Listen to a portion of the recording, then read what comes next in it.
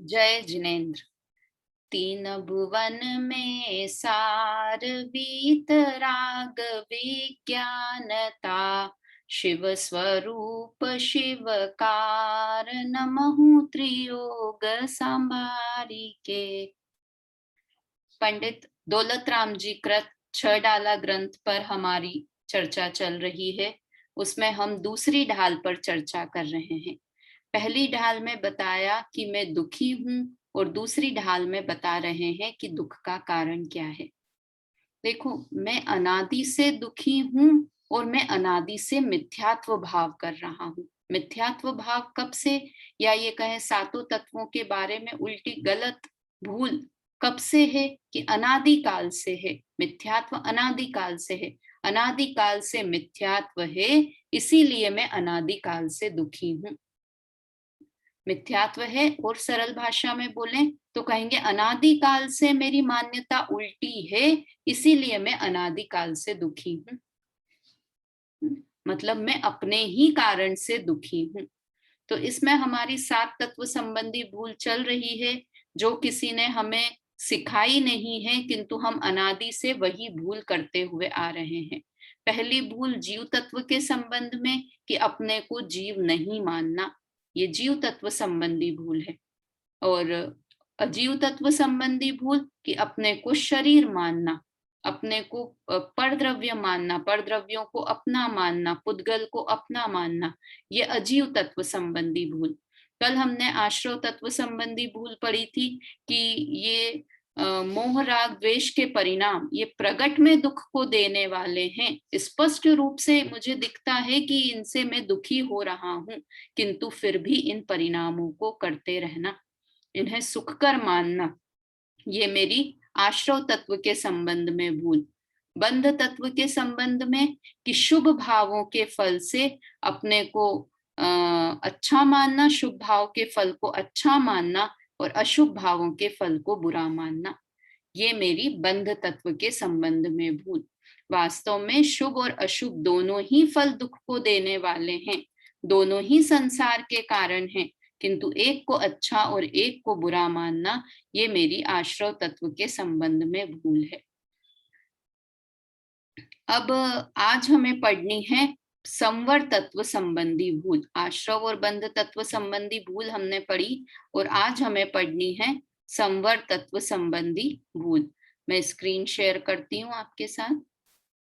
देखिए, यहाँ हमने ऊपर तक में पढ़ी, ऊपर की लाइन, शुभ अशुभ बंध के फल मजार रति अरति करे निज पद विसार।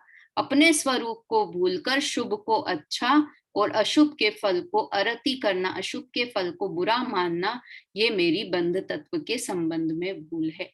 अब संवर तत्व के संबंध में क्या भूल है? पहले तो संवर तत्व कहते किसे हैं कि शुद्ध भावों की शुरुआत होना, शुद्ध भाव होना, शुरू हो जाना, उसे संवर कहते हैं।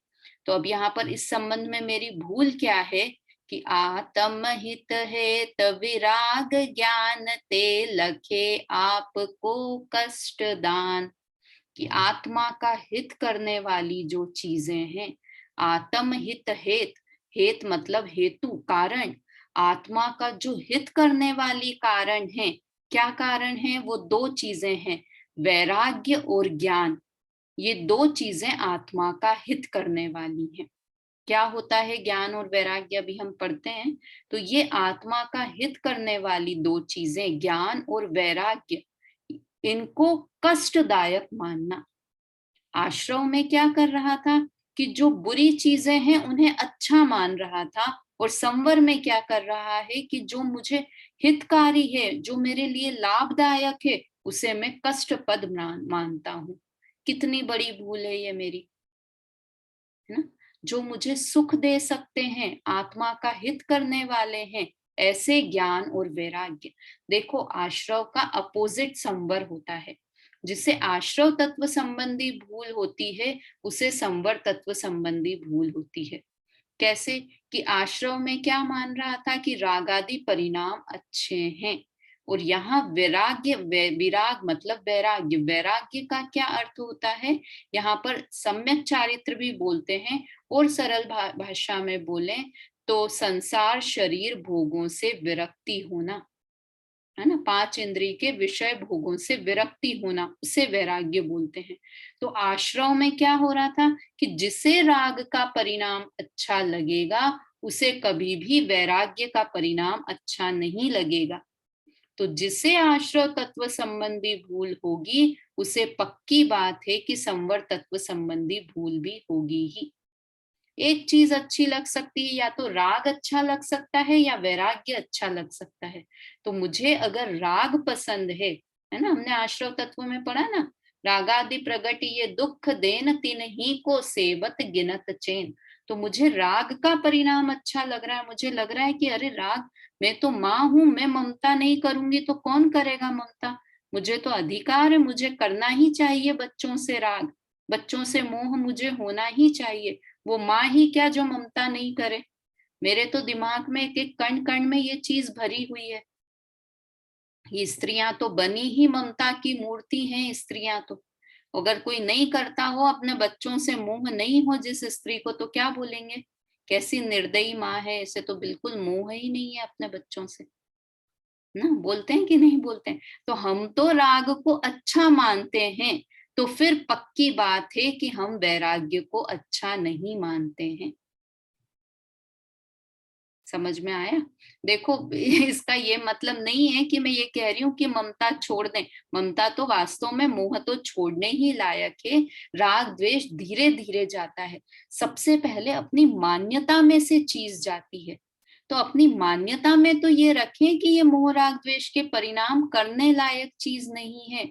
ये मोह राग द्वेष के परिणाम छोड़ने वाली चीजें हैं, इन्हें मुझे छोड़ना है। ऐसा मन में तो माने कि ये बुरी चीज है। आश्रव तत्व में, सातों तत्व संबंधी भूल में कुछ करने की बात नहीं है, मानने की बात है। हम तो मानने को भी तैयार नहीं है ये बात, है ना। तो यहाँ क्या लिखा कि आत्मा का हित करने वाले हैं ज्ञान और वैराग्य। देखो, 3 चीज होती है, एक होता है राग, एक होता है वैराग्य और एक होता है वीतराग। क्या 3 चीजें? पहला राग, दूसरा वैराग्य, तीसरा वीतराग। ये तीनों राग, राग तीनों में आ रहा है। राग वैराग्य, राग नहीं। और वीतराग, बीत गया है राग जिनका, ऐसा वीतराग। तो तीनों में क्या डिफरेंस है कि राग तो क्या है, अशुद्ध भाव है, खराब भाव है, ये सब मिथ्या दृष्टियों को होता है। वैराग्य किसे होता है? वैराग्य का और सरल शब्द में अर्थ करें तो राग का राग छूट जाना, राग की मंदता हो जाना, उसे वैराग्य कहते हैं। राग का राग छूट जाना। हमारे मुनिराज वीतरागी नहीं है, वैरागी है। क्या कहा? हमारे मुनिराज या चौथे गुण स्थानवर्ती, पंचम गुण स्थानवर्ती और छठे गुण स्थानवर्ती, ये सब क्या कहलाते हैं? वैरागी। वैरागी। अपन पढ़ते हैं ना 5 परमेष्ठियों की जो सामान्य स्वरूप, आचार्य उपाध्याय साधु का सामान्य स्वरूप। तो जो विरागी होकर समस्त परिग्रह का त्याग करके, मतलब अंदर से उन्हें राग के प्रति राग खत्म हो गया है कि राग करने जैसी चीज नहीं है, छोड़ने जैसी चीज है। राग तो कब तक रहता है? 10वें गुण स्थान तक। सूक्ष्म सांप्राय गुण स्थान है ना 10वें गुण स्थान का नाम, वहां भी सूक्ष्म लोभ होता है। और लोभ कौन सी कषाय है? राग कषाय है ना। राग का भेद है लोभ, क्रोधमान माया लोभ में से कल हमने बात की थी ना। तो लोभ तो राग है, तो वो तो 10वें गुण स्थान तक है। तो अभी पूरे वीतरागी नहीं हुए हैं, किंतु राग का राग समाप्त हो गया है, तो उसे वैराग्य बोलते हैं ना। और तीसरा होता है वीतराग, कि राग नष्ट ही हो जाना। एक राग का राग नष्ट होना और फिर एक राग नष्ट ही हो जाना।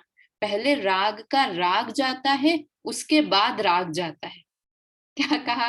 कठिन हो गई क्या बात? राग का राग जाता है, मतलब राग करने लायक है, ऐसी बुद्धि नष्ट हो जाती है कि राग अच्छा परिणाम नहीं है, ये खराब परिणाम है, मुझे छोड़ना है, ऐसा भाव है। तो ये आत्मा का हित करने वाले हैं वैराग्य के परिणाम। संसार शरीर और भोगों से विरक्त हो जाना, ये वीतराग भाव, वैराग्य भाव है। तो इससे आत्मा का हित होता है। कल हमने की थी ना, जितना राग होगा वो जीव उतना दुखी होगा, जितनी ममता होगी, जितना मोह होगा वो उतना दुखी होगा परद्रव्य के संबंध में। प्रैक्टिकली अप्लाई करके देखना कि अपने परिवार के प्रति जिसे कम राग है वो ज्यादा सुखी है, और जो बिल्कुल ज्यादा राग में डूबा हुआ है वो ज्यादा दुखी है, क्योंकि उसकी एक्सपेक्टेशन उतनी ही ज्यादा है। तो यहाँ तो लिखा कि आत्मा का हित करने वाला वैराग्य है, और दूसरा ज्ञान। ज्ञान मतलब कौन सा ज्ञान? सम्यक ज्ञान। यहाँ ज्ञान में दर्शन को भी इंक्लूड करना, मतलब आत्मा का हित करने वाली, अगर और सरल भाषा में बोले तो विराग अर्थात सम्यक चारित्र, और ज्ञान मतलब सम्यक दर्शन और सम्यक ज्ञान। मतलब सम्यक दर्शन, सम्यक ज्ञान और सम्यक चारित्र ये आत्मा का हित करने वाले भाव हैं, किंतु क्या मानना कि इते लखे आपको कष्टदान, इन्हें कष्टदायक मानना। अभी तो प्रॉब्लम इतनी बड़ी है हमारे साथ कि हम अभी तो इनकी बात क्या, सम्यक दर्शन ज्ञान चारित्र प्रकट करना, क्या सम्यक दर्शन ज्ञान चारित्र की बात करना तक नहीं पसंद करते हैं। प्रकट करने की बात तो दूर। आप कहोगे कहाँ करते हैं, हम तो ऐसा नहीं करते हैं। करते हैं, बिल्कुल करते हैं। अभी है ना, कोई हम मंदिर भी चले जाएं और दो तरह की चर्चा चल रही हो, एक तरफ क्लास चल रही हो तीन लोक का नक्शा बताया जा रहा हो बिल्कुल, या 8 कर्मों के कर्म के भेद प्रभेद समझाए जा रहे हो।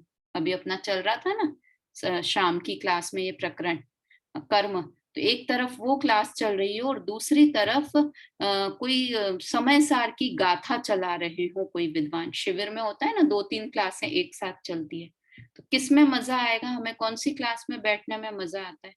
कि अरे जिसमें 3 लोग की बात समझाएंगे ना उसमें मजा आएगा, जिसमें कर्म की बात चलती रहेगी ना उसमें मजा आएगा। आपकी नहीं, मेरी भी बात बता रही हूँ मैं, सबकी। अभी तो हमें ज्ञान की बात और वैराग्य की बात सुनना भी नहीं पसंद है। इसका ये मतलब नहीं है कि वो अच्छी क्लासेस नहीं है, उनकी भी अपनी उपयोगिता है। कर्णानि योग भी इतना ही उपयोगी है जितना द्रव्यानि योग है ना। चारों ही अनुयोग लिखे ही इसलिए हैं, तो ऐसा नहीं है कि वो क्लासें यूजफुल नहीं है। मैं तो ये बता रही हूँ कि उसमें हमें इंटरेस्ट नहीं आता है सुनने में, जितना इंटरेस्ट हमें कर्णानि योग की, चरणानि योग की बातें सुनने में आता है, उतना आत्मा के बारे में या सम्यक दर्शन ज्ञान चारित्र की बात सुनने में उतना मजा नहीं आता है। होता है कि नहीं होता है ऐसा? अभी मैं आपको भेद प्रभेद लिखाना शुरू करूं तो आप फट से पेपर पेन निकालोगे और लिखना शुरू कर दोगे, और मैं बताऊंगी कि आत्मा में जीवत्व नाम की शक्ति है। आत्मा में, आत्मा का ज्ञान गुण ऐसा है, दर्शन गुण ऐसा है, तो हम क्या, हाँ ठीक है, जैसे किसी और की ही बात चल रही हो, मतलब सुस्त मन से सुनते हैं। तो अभी तो हम इतने दिन जिन्हें हमें स्वाध्याय करने को हो गए, उनकी भी अभी ये हालत है, तो दूसरे लोगों को तो ज्ञान और वैराग्य की बात सुनने में बहुत समय लगेगा, है ना। तो इसलिए कि ये क्या है, मेरी संवर तत्व के संबंध में भूल है कि जो ज्ञान और वैराग्य की बातें हैं, ज्ञान और वैराग्य है, बातें नहीं, ज्ञान और वैराग्य है, वो आत्मा का हित करने वाले हैं, किंतु उन्हें कष्टदायक मानना ये मेरी संवर तत्व संबंधी भूल है। देखिए यहाँ पर क्या लिखा, पढ़ते हैं। अपने स्वभाव में स्थिरता रूप सम्यक चारित्र और सम्यक ज्ञान और सम्यक दर्शन ये आत्मा के हित के कारण है। मिथ्या दृष्टि जीव उन्हें आत्मा को दुख देने वाले मानता है। क्या मानता है कि अरे तो बोरिंग चीजें हैं, मजा ही नहीं है, क्या वैराग्य वैराग्य की बातें करते हो, अभी तो मनुष्य भव मिला है, घूमो फिरो ना। देखो दो एक बार की बात है, एक किसी से मैं मिली तो मैंने कहा कि देखो मनुष्य भव मिला है, तो ये जब त्याग वगैरह की हम करते हैं ना, संयम ग्रहण करने की बात, कि संयम ग्रहण करना चाहिए, क्योंकि देव नारक कहीं भी संयम नहीं है, मनुष्य भव में ही हम संयम धारण कर सकते हैं। संयम धारण कर सकते हैं अर्थात ब्रह्मचर्य ले सकते हैं, उपवास आदि कर सकते हैं। तो मैं उन्हें ऐसा समझा रही थी, हमारे एक रिलेटिव थे, तो ऐसी चर्चा चल रही थी। तो मैंने कहा कि देखो हम मनुष्य हैं, हम तिर्यंच नहीं है ना, इसलिए हमें संयम भाव धारण करना चाहिए। तो वो मेरे से कहने लगे, हाँ भाभी मैं वही तो कह रहा हूँ कि हम मनुष्य हैं, इसलिए सारे मजे करने चाहिए। तिर्यंस थोड़ी यूएसए घूमने जा सकता है, तिर्यंस थोड़ी मूवी देखने जाते हैं, तिर्यंस थोड़ी अपने पसंद के अच्छी अच्छी सारे कॉन्टिनेंटल खाना खाते हैं। इसलिए हमें तो मनुष्य भाव मिला है, तो ये सारी चीजें कर लेना चाहिए। बोलो कितना कितना डिफरेंस है। मैंने सर पकड़ लिया, मैंने कहा मैं कहाँ किसे समझाने के लिए बैठ रही हूँ अभी। मतलब वो कि ये सारी चीजें तो कष्टप्रद, ये बोलते हैं कहाँ कहाँ त्याग की बात है भाभी, अभी तो आपकी एज ही क्या है, आप घूमो फिरो, सारी चीजें खाया करो, क्यों रात्रि भोजन छोड़ दिया है, ये क्यों सारे 5 इंद्रिय के विषय भोगो, मनुष्य पर्याय मिली ही इसलिए है। और ये सारी चीजें कष्टदायक लगती हैं, उपवास करना, व्रत करना, तीर्थ यात्रा करना, ये सब कष्टदायक लगता है। मतलब वो जीव जो सिर्फ विषय कषाय में रहते हैं, उनकी बुद्धि इतनी संकुचित है कि वो सिर्फ इस भव के बारे में ही सोच पा रहे हैं। और हमें क्या करना है कि हमें अपने अनंत भव सुधारने हैं। इस भव में हम, और ये जो हम कहते हैं ना कि ये घूमना फिरना खाना पीना, तो ये तो हम पंच परावर्तन, हम अनादिकाल से ऐसी एक चीज भी नहीं है जो खाना हमने नहीं खाया हो।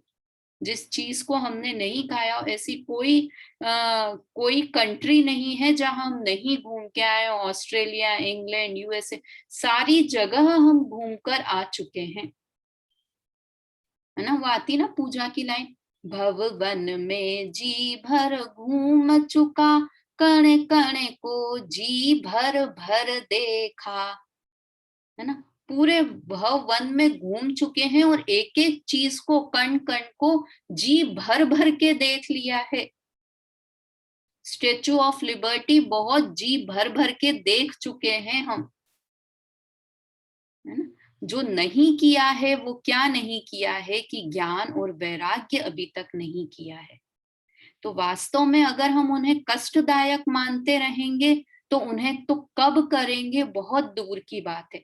पहले तो क्या मानना होगा कि ये करने योग्य चीजें हैं, पहले ये मानेंगे, उसके बाद फिर करना प्रारंभ करेंगे।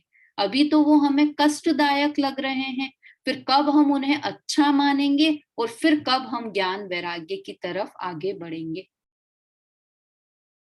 समझ में आया। तो इसलिए इसलिए ये मेरी संवर तत्व संबंधी भूल है। और कब से मैं ऐसा मानता आ रहा हूं कि ज्ञान प्राप्त करना, सम्यक ज्ञान प्राप्त करना, सम्यक दर्शन प्राप्त करना, सम्यक चारित्र प्राप्त करना ये दुखदायक है। ये कब से मान रहा हूं कि अनादिकाल से मैं ऐसा ही मानते आ रहा हूं। हमारे तो मुंह से ही क्या निकलता है, बेचारे मुनिराज, है ना। कितनी बार बोल देते हैं, बेचारे मुनिराजों को देखो कैसे सर्दी गर्मी सहन करते हैं, कैसे भूख प्यास सहन करते हैं। बेचारे मुनिराज हैं कि बेचारे हम हैं, क्योंकि हमें ये कष्टदायक लगता है ना वैराग्य और ज्ञान, इसलिए हमको लगता है कि मुनिराज भी कष्ट में है, किंतु वो तो अनंत आनंद का भोग कर रहे हैं। समझ में आया। तो इस तरह से ये वाली बात हुई। अब ये देखो यहाँ पे फिगर में दे रखा है कि ये मुनिराज ज्ञान और वैराग्य कर रहे हैं। वैराग्य मतलब सम्यक चारित्र का भी पालन कर रहे हैं, और ज्ञान यहाँ शास्त्र ज्ञान से ज्ञान नहीं का अर्थ नहीं है, सम्यक ज्ञान की बात है। तो सम्यक ज्ञान कर रहे हैं, और ये मैं हूं कि ये इसको पीठ दिखाकर जा रहे हैं, ज्ञान और वैराग्य से कष्टदायक मानकर उससे भाग रहा हूं। ठीक है।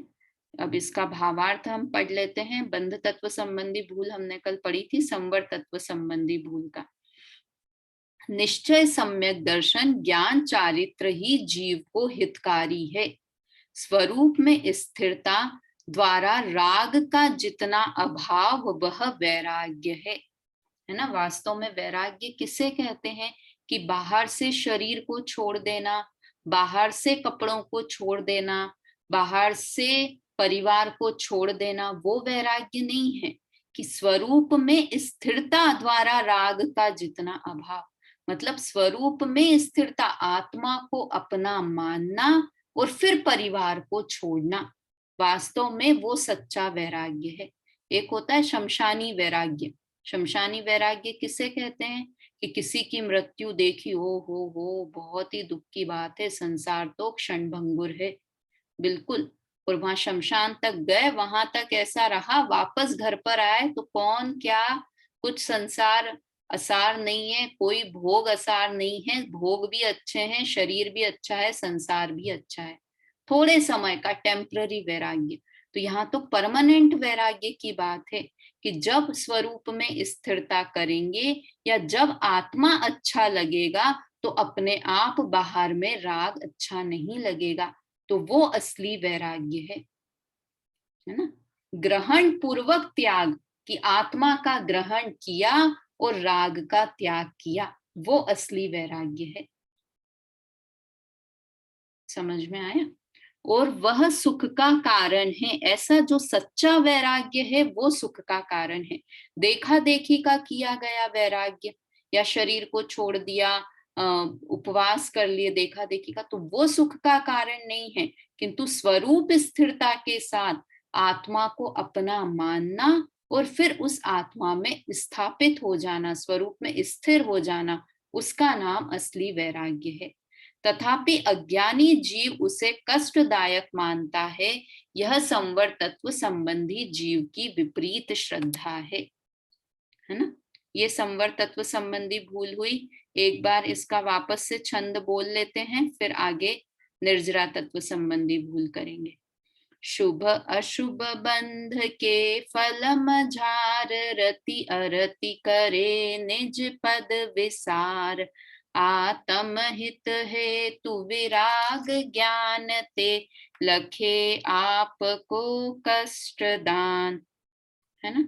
क्या बात याद रखनी इसमें, कि जिसे आश्रव तत्व संबंधी भूल है उसे संवर तत्व संबंधी भूल होगी ही होगी। दो दो का जोड़ा है, जिसे जीव तत्व संबंधी भूल है उसे अजीव तत्व संबंधी भूल होगी ही, जिसे आश्रव तत्व संबंधी भूल है उसे संवर तत्व संबंधी भूल होगी ही। क्यों? क्योंकि जो राग में सुख मानता है वो वैराग्य में सुख कैसे मान सकता है। समझ में आया? यहाँ पे वैराग्य कष्टप्रद लगेगा उसे। और आश्रव कैसे, आश्रव भाव कैसे हैं, कि अभी भी दुख को देने वाले हैं और आगे भी दुख को देने वाले हैं, मोह राग द्वेष के परिणाम, है ना। प्रगट में रागादि प्रगट ये दुख देन, है ना, अभी भी दुख को देने वाले हैं और भविष्य में भी दुख को देने वाले हैं। और ये वैराग्य और ज्ञान के परिणाम जो संवर भाव है वो कैसा है, अभी भी सुख को देने वाला है और आगामी भविष्य में भी सुख को देने वाला है। इसलिए ये संवर मुझे प्रकट करना ही करना है ना। उसके उस तत्व संबंधी भूल निकालनी है और संवर भाव प्रकट करना है। अब यहाँ पर है आगे निर्जरा और मोक्ष तत्व संबंधी भूल। इसमें तीन भूलें बता दी हैं। एक मिथ्या ज्ञान भी बता दिया है, और ये आदि लाइन, ये रोक की आदि लाइन है ना, ये निर्जरा तत्व संबंधी भूल है, और आदि लाइन मोक्ष तत्व संबंधी भूल है। चलिए हम पढ़ते हैं। प्रस्तुत छंद में मिथ्या दृष्टि जीव की निर्जरा और मोक्ष तत्व के संबंध में होने वाली भूल दर्शाते हैं। अग्रहित मिथ्या ज्ञान का स्वरूप स्पष्ट किया जा रहा है। आगे की लाइन में अग्रहित मिथ्या ज्ञान का, बोलिए साथ में अपन बोलते हैं। रोकी न चाह निज शक्ति खोय, शिव रूप निरा कुलता न जोय, याही प्रतीति जुत कछुक ज्ञान, सो दुखदायक अज्ञान जान। क्या लिखा है यहाँ पे, रोकी न चाह निज शक्ति खोय, क्या करता है कि अपनी इच्छाओं का अभाव नहीं करता है, और क्या करता है, अपनी आत्म शक्ति को भूलकर ना। ये आदि लाइन का अर्थ कर रहे हैं, ये आदि लाइन ना।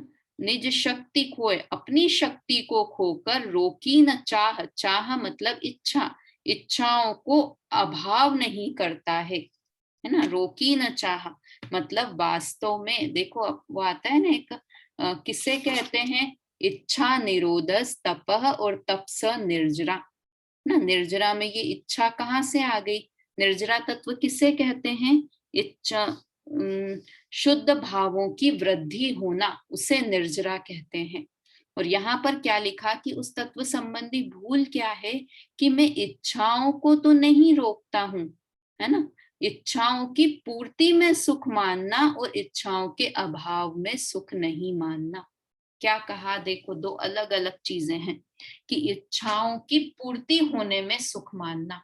मुझे एक इच्छा हुई, क्या इच्छा हुई कि मेरा घर बन जाए, और मैंने अच्छा घर बना लिया, बहुत अच्छा घर बना लिया, एकदम जैसा पसंद था वैसा सब कॉम्बिनेशन, कलर कॉम्बिनेशन सब वैसा करके बहुत अच्छा घर बना लिया। तो ये क्या हुआ, इच्छा की पूर्ति हो गई, तो मुझे लगा कि मुझे सुख हो गया, है ना। तो वास्तव में क्या हुआ, एक इच्छा हुई, फिर मुझे दूसरी इच्छा हुई कि अभी तो घर बना है, अब मुझे एक कार भी चाहिए, कार मिल जाए तो फिर मैं सुखी हो जाऊं। फिर मैंने कार को मिलाने के लिए जो जो चाहिए था बाजार में जाके देखा, कौन सी ब्रांड की अच्छी है, क्या है, कितने पैसे में, सब देखकर फिर कार वो इच्छाओं की पूर्ति करने में लग गया। फिर वो इच्छा की पूर्ति हो गई तो मुझे लगा मैं सुखी हो गया। फिर तीसरी इच्छा हुई कि अब बिजनेस और एक्सपैंड करना है, इंडिया में ही अभी फॉरेन में भी बिजनेस हो जाए तब मैं सुखी हो जाऊंगा। तो फिर क्या किया, फिर से उस इच्छा की पूर्ति करने में लग गया। मतलब एक इच्छा हुई और उस इच्छा की पूर्ति करने में लग गया, और क्या माना कि मेरा तो बहुत अच्छी लाइफ चल रही है। क्या अच्छी चल रही, कि मैं जो सोचता हूँ वो मैं पूर्ति कर लेता हूँ और मेरी लाइफ बहुत सेटल है। तो वास्तव में क्या है कि इच्छाओं की पूर्ति होने में सुख नहीं है, इच्छाओं का उत्पन्न ही नहीं होना वो वास्तव में सुख का कारण है। क्या कहा, इच्छाओं की पूर्ति होना वो सुख का कारण नहीं है, किंतु इच्छाओं का अभाव हो जाना अर्थात इच्छाएं उत्पन्न ही नहीं होना वो सुख का कारण है। इच्छाएं उत्पन्न ही नहीं हो वो सुख का कारण है। क्यों है कि भाई ऐसा क्यों नहीं है कि इच्छाएं जितनी हो हम उनकी पूर्ति करते जाएं, तो ये तो बहुत अच्छी बात है ना कि ऐसा हो नहीं सकता। क्यों नहीं हो सकता, कि इच्छाएं तो अनंत है। एक जीव की इतनी इच्छा है कि मुझे तीनों लोक मिल जाएं, मैं तीनों लोकों का राजा बन जाऊं। अभी देखो हमें इच्छा होती है ना कि हमारा बिजनेस एक्सपैंड हो जाए, अभी हम करोड़पति हैं, अरबपति बन जाएं, खरबपति बन जाएं। तो जो है ये, नहीं तो अगर इच्छाओं की पूर्ति में सुख हो ना, तो ये अंबानी, मुकेश अंबानी को तो बहुत खुश होना चाहिए, क्योंकि उसकी तो सारी इच्छाओं की पूर्ति हो रही है, तो वो बहुत सुखी है क्या। वो अगर नंबर 3, वर्ल्ड का नंबर 3 रिच पर्सन है, तो उसे नंबर 2 बनने की इच्छा, जो नंबर 2 है उसे नंबर 1 बनने की इच्छा, और नंबर 1 वाले को नंबर 1 पर टिके रहने की इच्छा। इच्छा तो कभी खत्म होने ही वाली नहीं है। देखो आती है ना पूजा की लाइन, तृष्णा की खाई खूब भरी पर रिक्त रही वह रिक्त रही।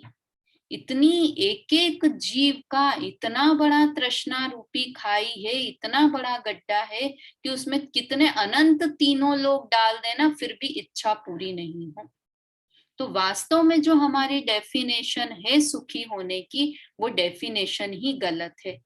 हमारी क्या डेफिनेशन है कि हमारी इच्छा हो और हम उस इच्छा की पूर्ति कर लें तो हम सुखी हो जाएंगे। ये तो मैंने बहुत बड़ी बड़ी इच्छाएं बता दी गई, कि हमारी तो इतनी बड़ी बड़ी इच्छाएं नहीं है, हमारी तो छोटी सी इच्छा है, क्या कि हम 4 और हमारा परिवार, बस हम सुखी रहें। तो ऐसा नहीं है। रोज सुबह उठ के इच्छा होती है, क्या इच्छा होती है कि नए कपड़े पहने, अच्छे से तैयार हो, फिर उस पूर्ति में लग जाते हैं। फिर अच्छा अच्छा खाना बनाए, अच्छा अच्छा खाना खाएं, वो इच्छा होने लगती है। फिर कहीं घूमने चले जाएं, वो इच्छा होने लगती है। मतलब अनंत अनंत इच्छाएं हैं, एक एक जीव की अनंत अनंत इच्छाएं हैं। वो पूरा मनुष्य भाव हमारा ऐसे ही एक एक इच्छा हुई उसकी पूर्ति, फिर इच्छा हुई उसकी पूर्ति, ये करने में पूरा का पूरा मनुष्य भाव बर्बाद कर देते हैं। तो वास्तव में सुखी कौन है कि जिनको इच्छा उत्पन्न ही नहीं होती है, ऐसे दिगंबर मुनिराज जिन्हें ये बाहर पांच इंद्रियों के विषय भोग की इच्छा ही नहीं होती है, इसीलिए उन्हें तप होता है। लिखा ना, इच्छा निरोधस तप, और तप स निर्जरा, कि उनकी इच्छाओं का निरोध हो गया है, अभाव हो गया है, इच्छा उत्पन्न ही नहीं होती है। ऐसा नहीं है कि मुनिराज उपवास क्यों करते हैं, पता है? शरीर को क्रश करने के लिए या इसलिए करते हैं उपवास? मुनिराज क्यों करते हैं? कि उन्हें बहुत पुण्य बन जाएगा और उन्हें स्वर्ग सुख मिल जाएगा, इसलिए उपवास करते हैं। हम अज्ञानी तो इसलिए उपवास करते हैं कि हम अच्छे अभी तप वगैरह करेंगे, संयम से रहेंगे तो अगला भाव हमें देवगति मिल जाएगी, हम तो इसलिए करते हैं। किंतु मुनिराज क्यों करते हैं संयम, क्यों उपवास करते हैं? क्योंकि उन्हें भोजन करने की इच्छा ही नहीं होती है, इसलिए उपवास करते हैं। समझ में आया कितना बड़ा डिफरेंस है? इसलिए हमारे सारे तप, अज्ञानी के सारे तप बाल तप कहे जाते हैं, और मुनिराजों के या सम्यक दृष्टि जीव के सारे तप सच्चे तप कहे जाते हैं। क्योंकि हमारे इंटेंशन शुरुआती गलत है कि हम तप इसलिए कर रहे हैं कि हम संयम से रहेंगे तो हमारी अगली गति सुधर जाएगी। और मुनिराज भोजन नहीं ग्रहण कर रहे हैं, ब्रह्मचर्य से रह रहे हैं, है ना? ये जितने भी संयम के काम कर रहे हैं, स्पर्शन इंद्री पर विजय है, कपड़े नहीं पहन रहे हैं, तो क्यों नहीं पहन रहे हैं? क्योंकि उनके उस रूप की, उस तरह की इच्छा का अभाव ही हो गया है, उन्हें कपड़े पहनने की इच्छा का अभाव हो गया है, इसलिए मुनिराज वस्त्र धारण नहीं करते हैं। कि अब तो मुनिराज बनी गया हूं मैं, तो अब तो मैं कपड़े नहीं पहन सकता, ऐसे जबरदस्ती सर पे बोझा नहीं होता मुनिराज के। मतलब एक एक चीज को ना हमको लॉजिकली सोचना चाहिए कि मुनिराज क्यों करते हैं। इसलिए उन्हें 28 मूल गुण पालन करने नहीं पड़ते हैं, सहज में पालन हो जाते हैं, सहज पल जाते हैं उनके वो 28 मूल गुण। और हमें तो एक उपवास भी करना पड़ता है जबरदस्ती। समझ में आया? क्योंकि उनकी 5 इंद्रियों की विषयों की इच्छा का अभाव हो गया है। तो वास्तव में सुख का कारण क्या है? कि इच्छाओं का अभाव होना वो सुख का कारण है। किंतु उसे नहीं मानकर इच्छाओं की पूर्ति करने में ही लगे रहना, ये निर्जरा तत्व संबंधी भूल है। देखिए क्या लिखा, अपन इसमें से रीड करते हैं एक बार।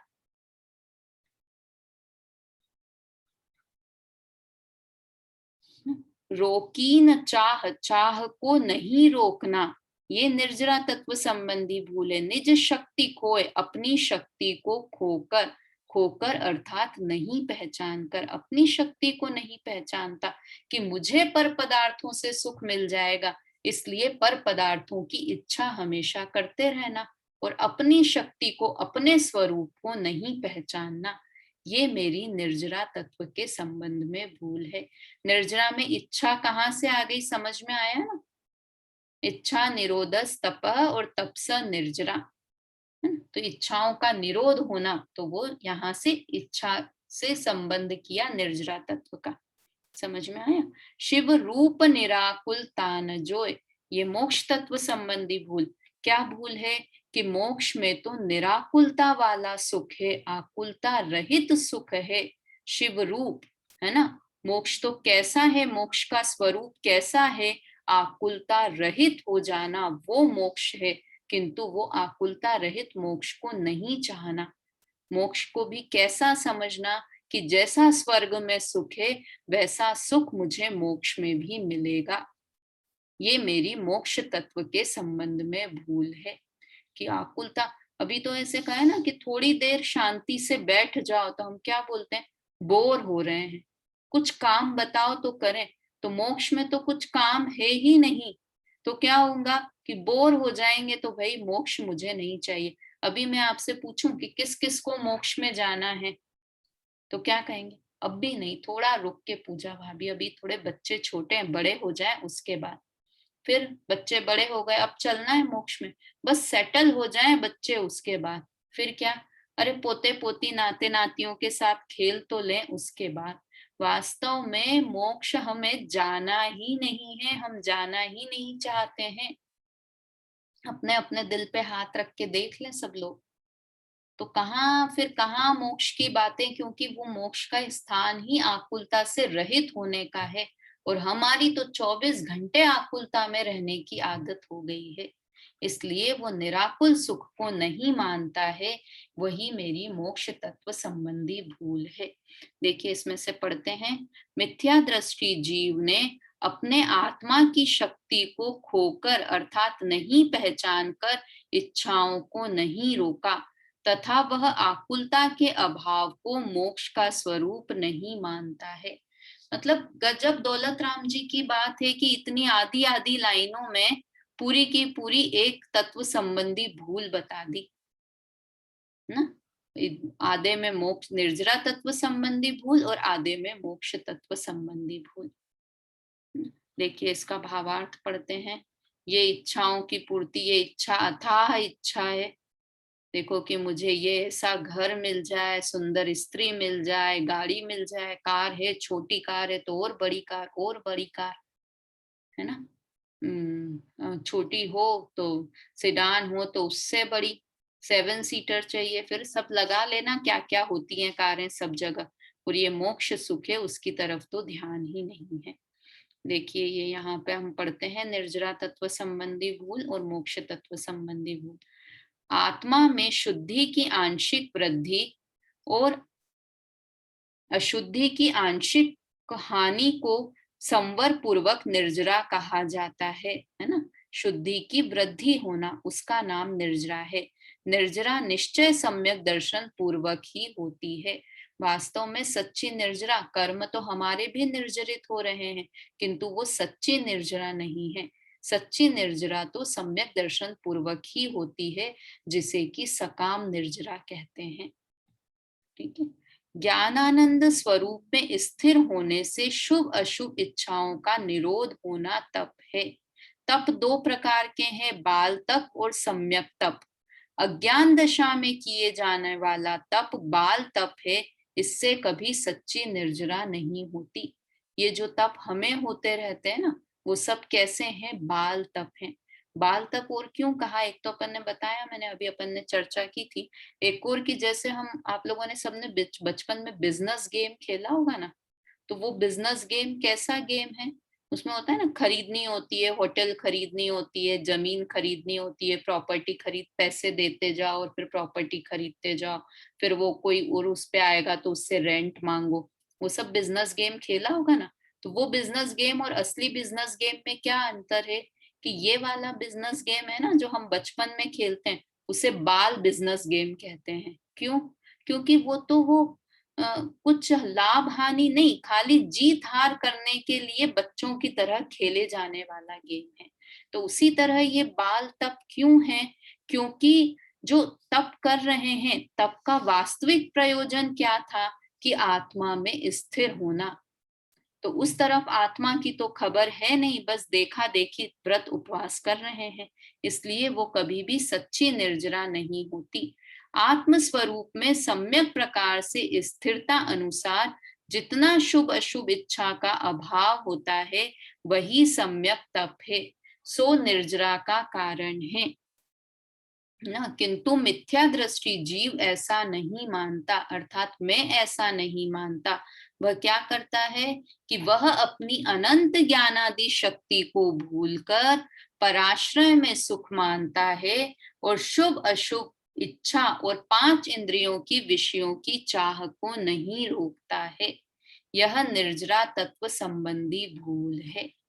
क्या भूल है, कि 5 इंद्रियों के विषयों की इच्छाओं को नहीं रोकना, इच्छाओं की पूर्ति करने में लगे रहना, ये निर्जरा तत्व संबंधी भूल है।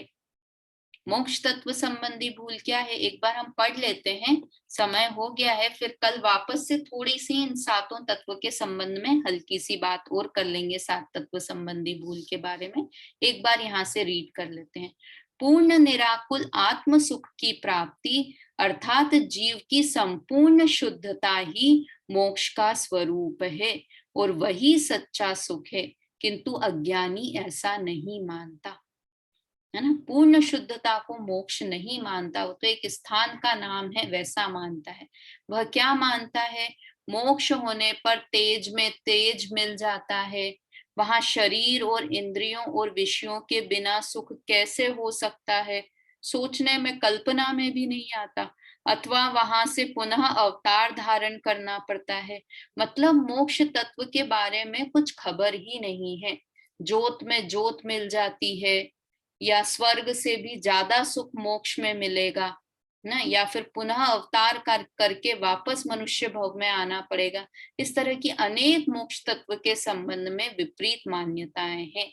इस प्रकार अज्ञानी जीव मोक्ष दशा में पूर्ण निराकुल सुख नहीं मानता। यही मोक्ष तत्व संबंधी जीव की विपरीत श्रद्धा है। तो वास्तव में मोक्ष के स्वरूप को नहीं जानता है, यही मोक्ष तत्व संबंधी विपरीत श्रद्धा है। तो यहाँ पर इस तरह से सात तत्व संबंधी भूल की बात की। देखो, जिसे जीव तत्व संबंधी भूल है उसे अजीव तत्व संबंधी भी भूल है, जिसे आश्रव तत्व संबंधी भूल है उसे संवर तत्व संबंधी भूल है, और जिसे बंध तत्व संबंधी भूल है उसे निश्चित रूप से निर्जरा और मोक्ष तत्व संबंधी भूल है। ये कैसे है इसकी बात अपन कल करेंगे। और या फिर कहें कि जिसे एक भी तत्व के संबंध में भूल है उसे सातों तत्वों के संबंध में भूल है। समझ में आया। इसकी चर्चा और हम कल करेंगे। थोड़ा आज जल्दी जल्दी हो गया है विषय, तो बहुत इंपॉर्टेंट टॉपिक है ये सात तत्व संबंधी भूल। मैं तो ये कहती हूँ कि एक सम्यक दर्शन करना है ना, तो ये सात तत्व संबंधी वाला भूल चैप्टर ही अच्छे से पढ़ लें, तो ही सम्यक दर्शन रूप कार्य हो जाए हमारा। तो ये बहुत इंपॉर्टेंट प्रकरण है, इसलिए थोड़ी जल्दी नहीं करेंगे। इस सात तत्व संबंधी भूल को कल हल्के से एक बार और रिवीजन सरल भाषा में और करने की कोशिश करेंगे। उसके बाद आगे की चर्चा करेंगे अग्रहित मिथ्या ज्ञान। अभी हम क्या पढ़ रहे थे, अग्रहित मिथ्या दर्शन, ऐसा मिथ्यात्व जो हमें किसी ने सिखाया नहीं है। सात तत्व के संबंध में जो उल्टी मान्यता हमारी चली आ रही है वह अग्रहित मिथ्या दर्शन है। अब अग्रहित मिथ्या ज्ञान क्या है, जो बिना सिखाया हुआ हमारा ज्ञान है, वो क्या है अग्रहित मिथ्या ज्ञान, उसकी चर्चा कल हम करेंगे। अग्रहित मिथ्या दर्शन में हमने सात तत्व संबंधी भूल की चर्चा की। ठीक है, अभी समय हो गया है, जनवाणी स्तुति हम लोग करते हैं, उसके बाद कल क्लास करें। निज निधि निज में बताई यह अनंत उपकार है, इसके लिए जिन वाणी माँ को वंदना शत बार है, वंदना शत बार है। जय जिनेन्द्र।